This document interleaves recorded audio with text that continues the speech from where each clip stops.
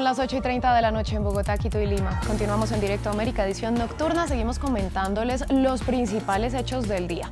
Les agradecemos su sintonía. Vamos con los titulares de esta jornada.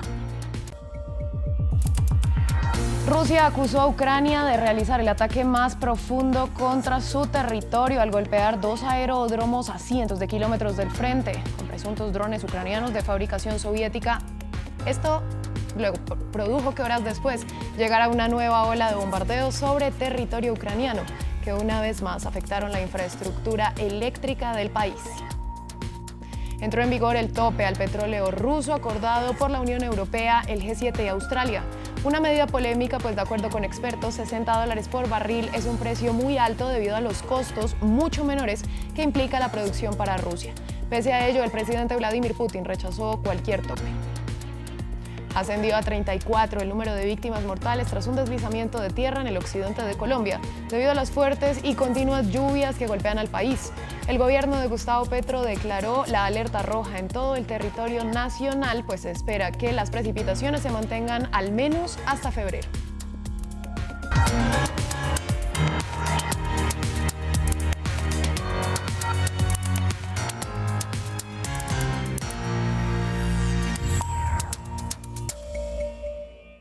Damos inicio en Ucrania, donde las autoridades de esa nación denunciaron una nueva ronda masiva de bombardeos, la octava en 8 semanas. Los ataques tuvieron como objetivo una veintena de infraestructuras civiles y militares en varias regiones del país, generando nuevos apagones en esas zonas. Horas antes, Rusia acusó a Ucrania de perpetrar 2 ataques con drones en las 2 bases aéreas de Ryazán y Saratov, que dejaron al menos 3 muertos. Alba Santana tiene los detalles. A cientos de kilómetros de la línea del frente en Rusia, hasta allí consiguieron llegar 2 drones ucranianos que estallaron en las bases aéreas de Ryazán y Saratov y que, aunque fueron interceptados, se cobraron la vida de al menos 3 soldados. Debido a la caída y las explosiones de los restos de drones en los aeródromos rusos, el revestimiento de la carrocería de 2 aviones resultó dañado y 3 militares rusos técnicos que se encontraban fueron heridos de muerte. Daños que desde el otro bando, el de las fuerzas ucranianas, a pesar de no confirmar su autoría, celebraron. Ryazán, Rusia. ¿Qué pasó? Una victoria fugaz y opacada por la octava ronda de bombardeos de Rusia contra Ucrania en 8 semanas, en especial sobre Odesa y Zaporilla, que volvieron a dejar al suroeste del país sin electricidad, en medio de la oscuridad, con temperaturas por debajo de los 0 grados centígrados. Todo a pesar de que el Ejecutivo ucraniano asegura que su defensa aérea derribó al menos 60 de los 70 misiles lanzados. Cada misil ruso derribado es una prueba de que el terror puede ser derrotado, pero por desgracia todavía no hay seguridad completa en nuestros cielos. Por desgracia hubo víctimas. Tenemos 4 personas muertas debido a estos ataques. Ataques que hicieron sonar las sirenas en Kiev, donde muchos ciudadanos se refugiaron de un posible ataque en estaciones de metro.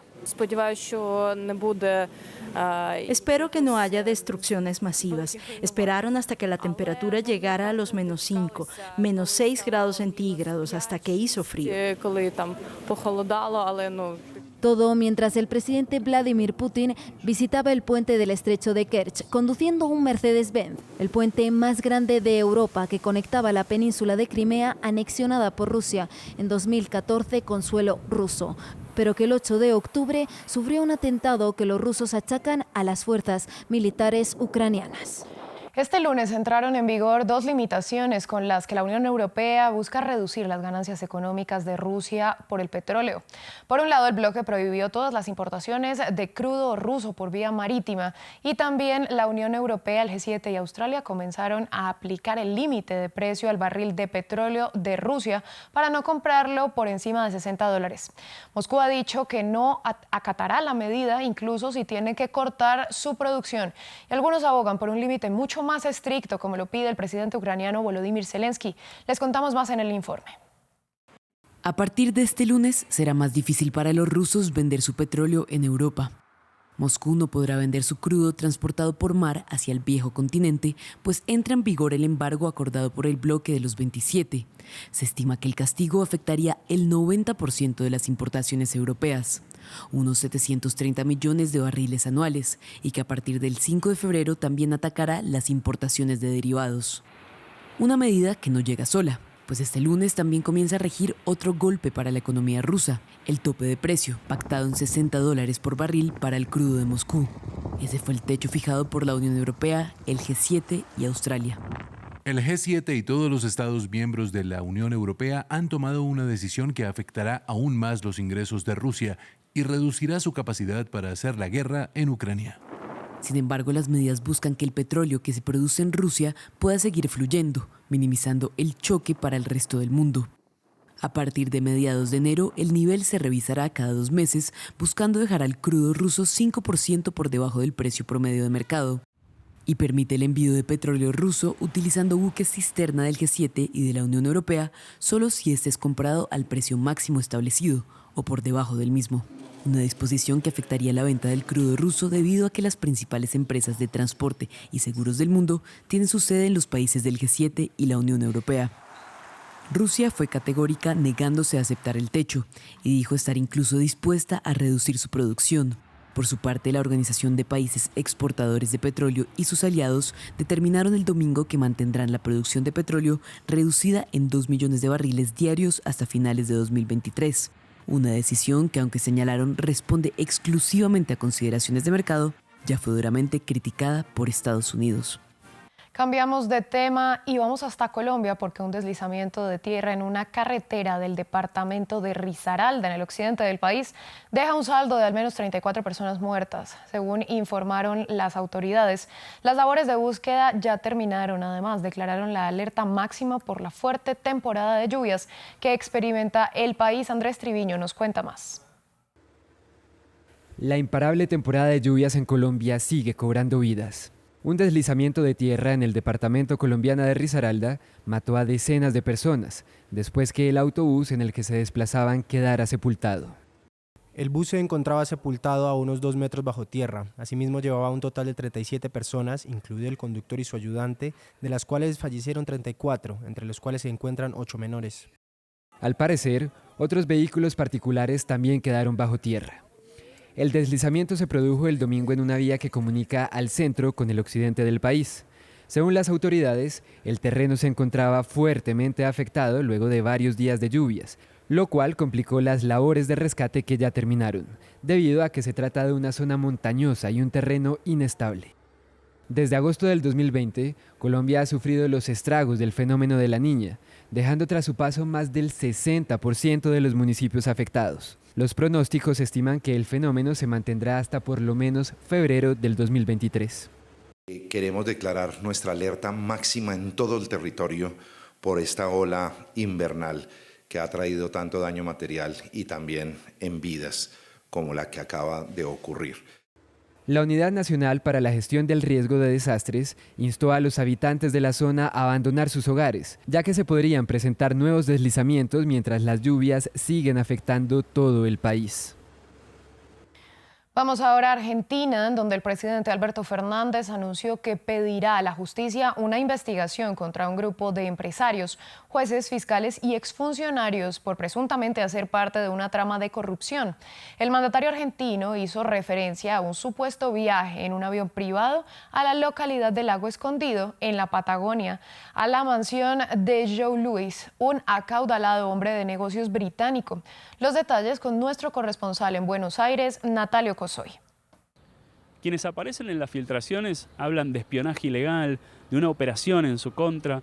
Del otro lado lo señalan especialmente a los funcionarios del Poder Judicial de haber desarrollado una actividad incompatible con sus funciones. Esa reunión cerca de Bariloche, en Lago Escondido, en una propiedad del magnate estadounidense Joe Louis, un hombre cercano al expresidente Mauricio Macri.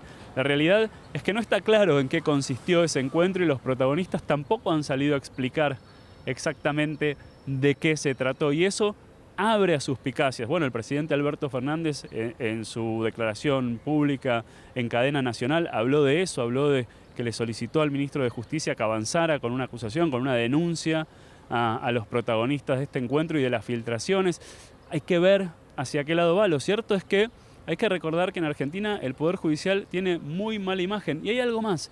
Esto se está dando en el contexto en el que este martes se conocerá la sentencia potencial, puede ser absolutoria o condenatoria, de la vicepresidenta Cristina Fernández de Kirchner en la causa Vialidad, en la que los acusados están investigados por asociación ilícita y defraudación al Estado. Y esta noticia no hace más que enrarecer aún más el clima en este momento en Argentina. Vamos ahora a Turquía porque durante los últimos años en este país y particularmente en la ciudad de Estambul se han convertido en el lugar de residencia principal de un gran número de disidentes y opositores de Oriente Próximo que marchan a la ciudad del Bósforo en busca de un lugar seguro donde no serán perseguidos. Conocemos más detalles y algunas de las historias de estos exiliados en el siguiente reportaje. La vida de Bilal hace 9 años dio un vuelco. Su padre fue encarcelado en un centro de retención en China y ante el miedo de ir también a prisión por formar parte de la minoría uigur, huyó a Turquía, donde inició una nueva vida. Estábamos tristes cuando salimos de China porque habíamos abandonado nuestra casa, pero al llegar a Estambul vimos que podíamos construir aquí una nueva vida, que aquí podíamos estar seguros. Nadie nos obliga a nada, nadie nos hace nada. Durante los últimos años, Estambul se ha convertido en un refugio para miles de exiliados y perseguidos de países de Asia Central y Oriente Próximo.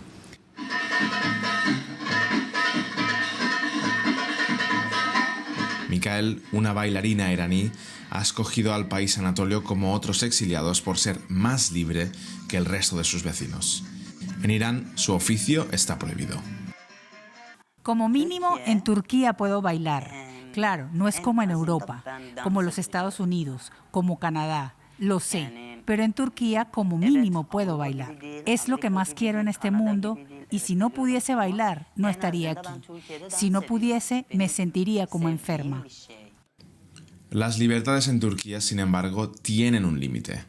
Ayman Nur, propietario de Al Sharq, televisión egipcia en el exilio que transmite sin censura desde 2015 contra el gobierno egipcio de Abdel Fattah al-Sisi, recibió advertencia de oficiales turcos de vigilar su mensaje tras el acercamiento de Turquía con el militar egipcio.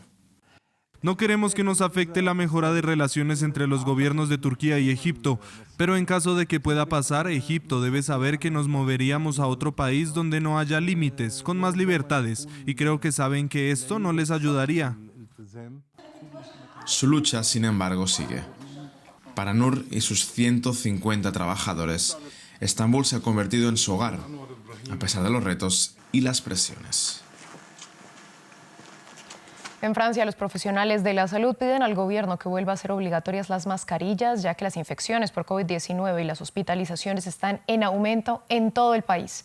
Mientras que algunos acogen con satisfacción la noticia de que los tapabocas podrían volver a ser obligatorios, generando descontento entre quienes están hartos de la pandemia. Francia se prepara para afrontar su 9ª oleada de COVID-19. Y para los ciudadanos podría ser el momento de regresar a los viejos hábitos, ya que muchos en el país están pidiendo que vuelva a ser obligatorio el uso de las mascarillas en el transporte público. Creo que es esencial que vuelva la mascarilla. Mucha gente tose y nadie sabe respetar las normas de distanciamiento social. Yo tengo mi mascarilla, pero mientras no sea obligatoria no me la pondré porque me molesta. El gobierno francés dice estar listo para tomar medidas si la 9ª ola se sale de control antes de las vacaciones. Si las infecciones siguen aumentando, no dudaré en hacer obligatorio las mascarillas. Desde hace un mes, los casos de COVID-19 han vuelto a aumentar en Francia. La semana pasada hubo una media de 50,604 casos diarios, es decir, el doble de infecciones que a principios de noviembre. Y el tema de las vacunas vuelve a estar en el centro del debate. No estoy vacunado, no me he puesto la primera ni la segunda dosis. Nos fuimos de vacaciones, así que tuvimos que asegurarnos de tener todas nuestras dosis. Las autoridades siguen haciendo campaña para que todos se vacunen, ya que solo el 21% de los mayores de 80 años y más ha recibido todas las dosis. Así finalizamos esta edición de Directo América aquí en France 24. A ustedes les agradecemos su sintonía y los invitamos a que continúen con nosotros, que ya llega Amal Ben-Otman con toda la actualidad del continente africano en África 7 días. Feliz noche para todos.